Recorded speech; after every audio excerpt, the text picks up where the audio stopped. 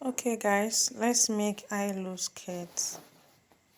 And the first thing I did was to fold my fabric into two using the skirt length measurement plus the waist. The way I got the waist is I divided the round waist by 3.14. You know, it's half of a circle, 180-degree circle. So after I've done that, I place it. I brought it back on the buyer's fold, making 4 fold. That's what you see that I'm checking now. You see, that's 4 fold now. So after I've confirmed that I have 4 folds there, then I went ahead to do some rough calculation on the paper of all the measurement that we'll be needing. We needed the waist measurement and then the length of the skirt. Okay, so for this particular skirt there will be a band on it. So on the length of the skirt I minus 1 inches because the standard measurement for a band is 1.5. So I minus 1 inch from it, and then that's what I'm trying to do now.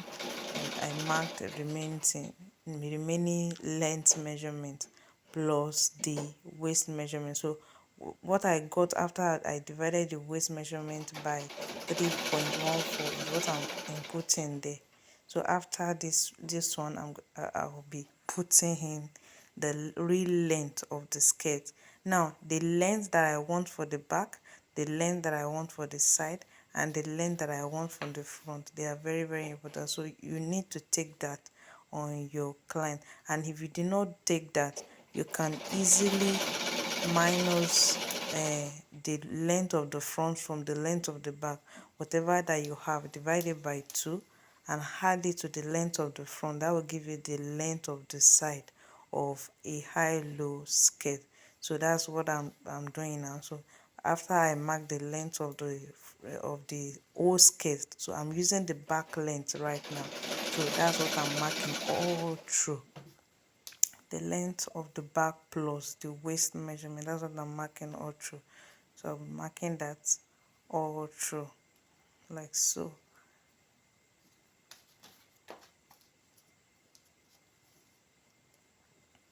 So that's just the length of the back, how long I want the back to be. So I mark, that's the first marking you will do. Mark it from the tip of the bias form. That one that form is like triangle. That's what you will mark all through. So the next one now is to connect those marking so that it will be feasible, and then we'll know what we are doing. So I'm just connecting those points that I just marked. So after that, the next one is the front length measurement. So the front length measurement. So I start marking from where my video starts from, and then you see that's shorter than the length of the back because it's high low. So the shorter one will be at the front, probably on the knee or below the knee. And then after I marked it from the waist, I started from the tip part of that triangle, and that's what I'm marking all through again. So we'll be having 2 lines at the end of this marking right now. I'm marking that till I get to the other part of this thing. Okay, so after marking that, I'm connecting that right now. I'm connecting it so that will also be feasible. So you can see the difference between the front and the back. Now look, you want to go to the side, the length of the side. Remember I said you minus the front length from the back length. So whatever the figure you get, you are going to divide it into 2.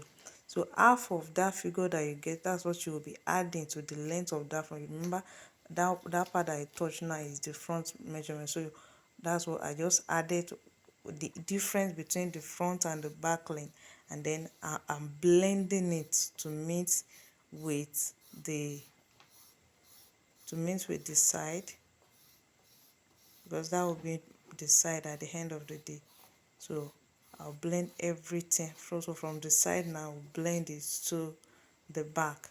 So I'll be cutting the back first by the time I'm cutting. So that where I just touch now is the front. So I'm blending that also, everything to meet at the side, because the side must blend, they must be equal. So I'm blending the front to the side. I first of all blend the back to the side, and then now the front. So the one hub now, that marking hub is front. You see that I'm trying to indicate that that shorter part is the front. This other side now is the side, the folded part. All that part is folded, so that's the side. And then that one, the open side, is the back, where the zipper will also be at the back. So that's the back, or the zipper. That's what I'm trying to write there, so that it will be clear to us. Guys, if you have not subscribed to my channel, please do, and you can ask any question. I'll be glad to answer at any point in time. So it's time for cutting. The first one we will cut is the back, the longer part. So you see, that's the back. Don't mind the shorter part, because that side is going off. I'm going to be trimming off that part because we need it to be shorter than the front. So the next one I'm cutting is the waist. That's the waist I'm cutting right now. So after cutting the waist, I'm going to be cutting the front. I want to open it and be sure everything blends very well. So that's what I'm doing right now. You see, it doesn't blend to my taste, so I'll try and reconnect from the front to the side and not to the back. So that's what I'm doing right now. We're just connecting that front to meet with the side. And then I'm trying to cross-check the length of my front, because I don't want to cut and have shortage. Okay, so there's little adjustment there, so I've adjusted it, and then I'm connecting to the side.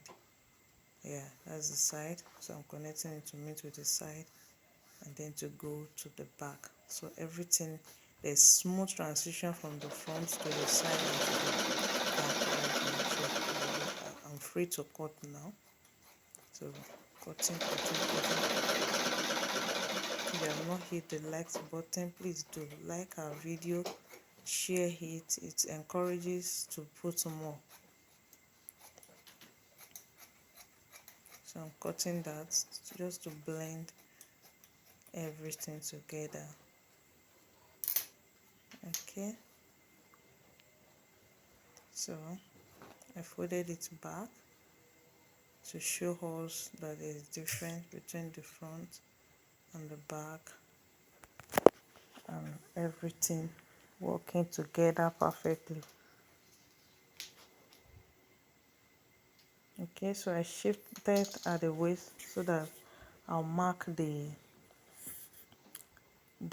zipper allowance area. So I'm trying to fold it there. I notch the side, notch the front.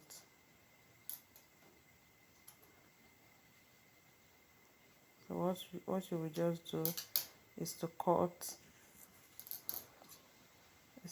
a band at the end of the day, and join it with that. So